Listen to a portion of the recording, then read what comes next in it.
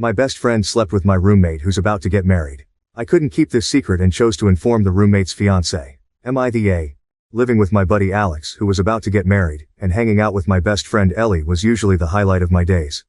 I'm 26, pretty laid back, and have always kept things simple. Alex, 28, had everything figured out, especially with his wedding around the corner. He and his fiancée Sarah seemed perfect for each other, like something out of a romantic movie.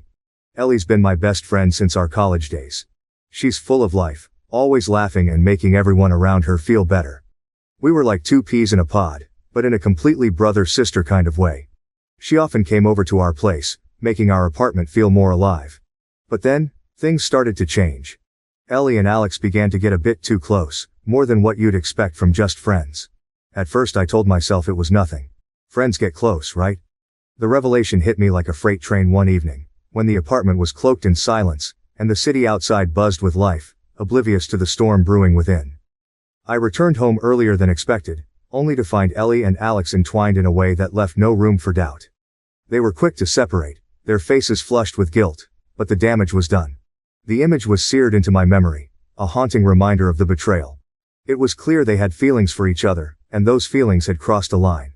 Ever since I found Ellie and Alex, my best friend and roommate, closer than they should have been, my world's been upside down. I wanted to be loyal to both, but my head was a mess. On one hand, Alex was about to get married, and on the other, Ellie has always been like family to me. The apartment we shared, which was once full of jokes and late-night pizza runs, started feeling more like a silent movie. Conversations became whispers when I walked in, and the air felt thick with secrets. I noticed the small things, how they'd suddenly stop talking or how Ellie's visits became more scheduled, especially when I'd be out. It made my chest tight, thinking about it all.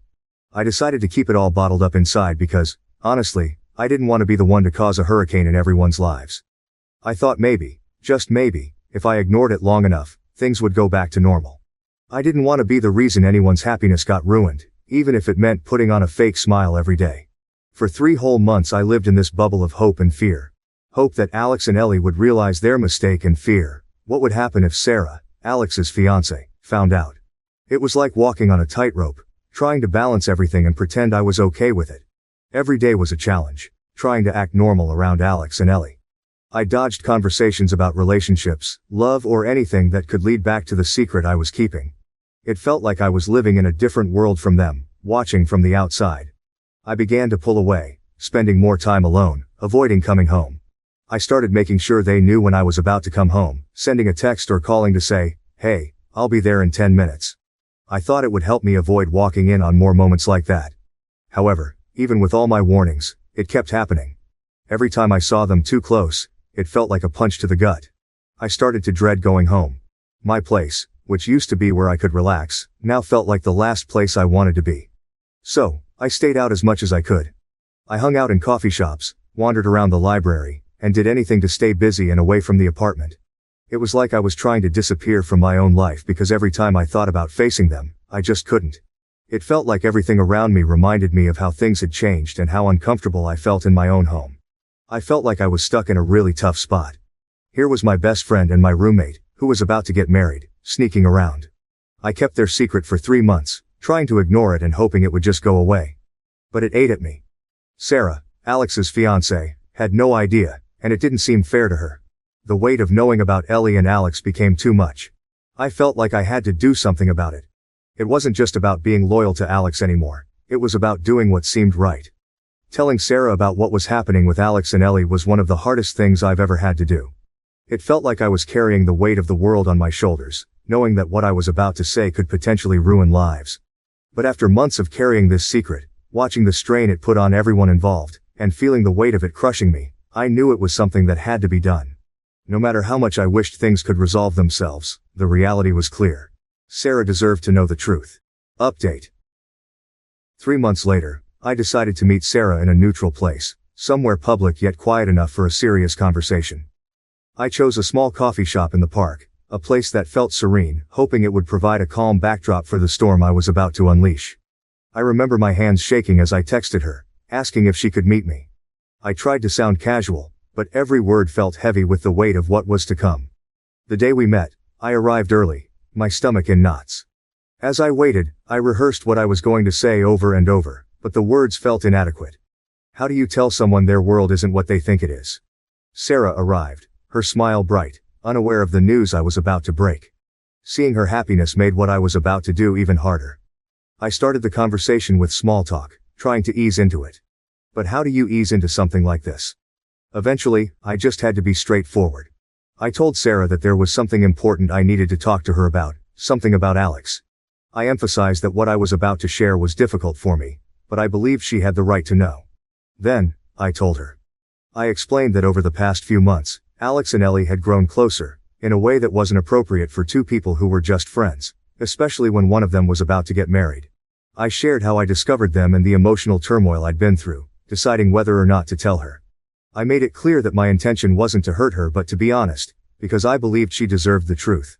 Throughout the conversation, I watched Sarah's face change from confusion to shock, and then to something I couldn't quite decipher: hurt, maybe, or betrayal. She asked a few questions, her voice shaky, and I answered as honestly as I could, providing the details she sought. It was heartbreaking to see her process the information, to watch as the reality of the situation sank in. After telling her, I felt a mix of relief and dread. Relief that I had finally shared the secret that had been weighing me down, and dread for what it meant for Sarah, Alex, and Ellie.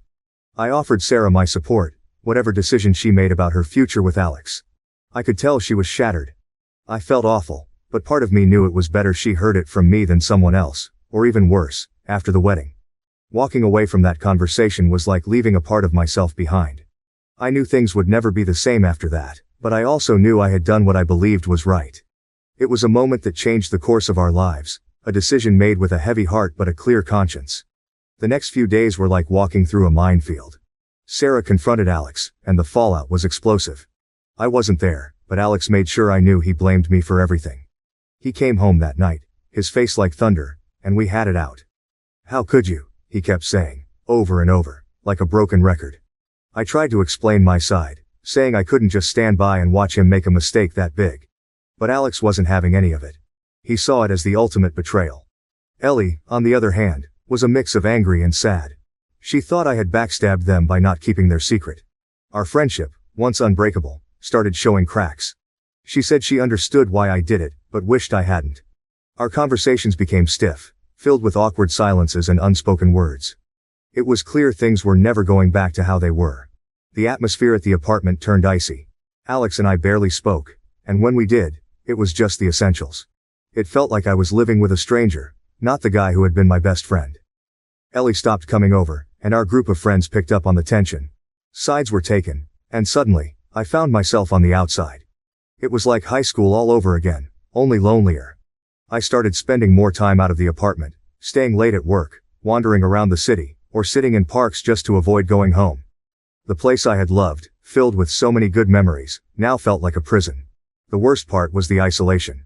Friends I thought I had in my corner slowly drifted away, unsure of how to navigate the new dynamics. The emotional toll was heavy. I struggled with guilt, wondering if I had made the right decision. Sleepless nights were common, and I found myself questioning not just my actions, but my judgment. Had I really done the right thing, or had I just destroyed relationships for the sake of my own conscience? Eventually, the situation at the apartment became unbearable. Alex decided he couldn't live with me anymore, and I couldn't blame him.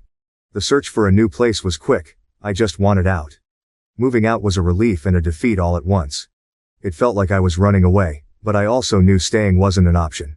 The day I left, the apartment was silent. Alex didn't help me move, and there were no goodbyes. It was a quiet end to a chapter of my life I had thought would last much longer. In the weeks that followed, the fallout continued.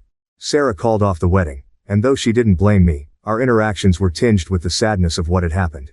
Alex and I lost touch completely, our brotherhood a casualty of the truth. Ellie and I tried to salvage our friendship, but it was like trying to piece together a broken vase. We could put it on the shelf, but it would never hold water again. Looking back, I wonder if things could have been different if I had stayed silent.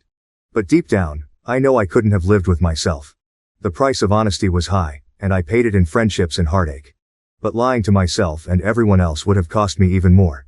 In the end, I learned that some truths are heavy, but carrying lies is heavier still. After the storm of revelations and the shifting sands of friendships lost, the days began to brighten for me.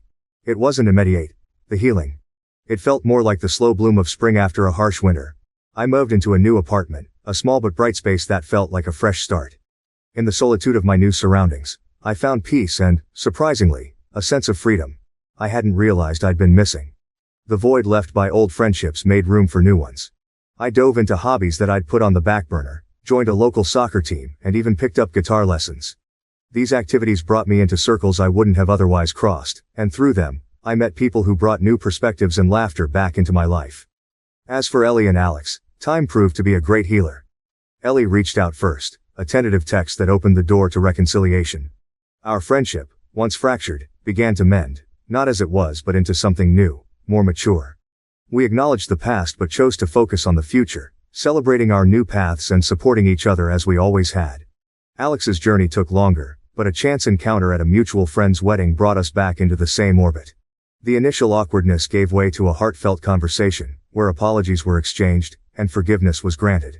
It was a reminder that while friendships can break under the weight of secrets, they can also rebuild, stronger in the broken places.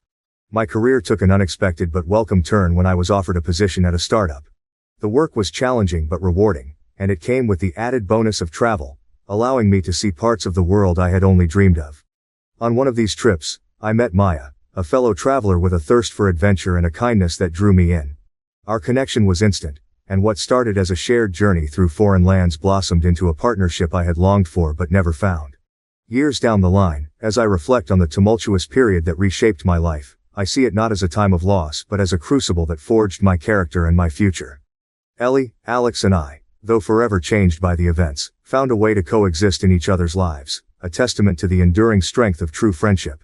And with Maya by my side, exploring the world and building a life together, I am reminded that sometimes, the hardest roads lead to the most beautiful destinations. Happiness, I learned, isn't the absence of pain or conflict but the resilience to move through it and find joy on the other side. My story, once marked by betrayal and heartache, is now a narrative of growth, forgiveness, and new beginnings. And for that, I am profoundly grateful. Finally, I want to extend my sincerest thanks to all of you who have taken the time to share your stories on Reddit. Please continue to journey with us, share your experiences, and together, let's create memorable moments.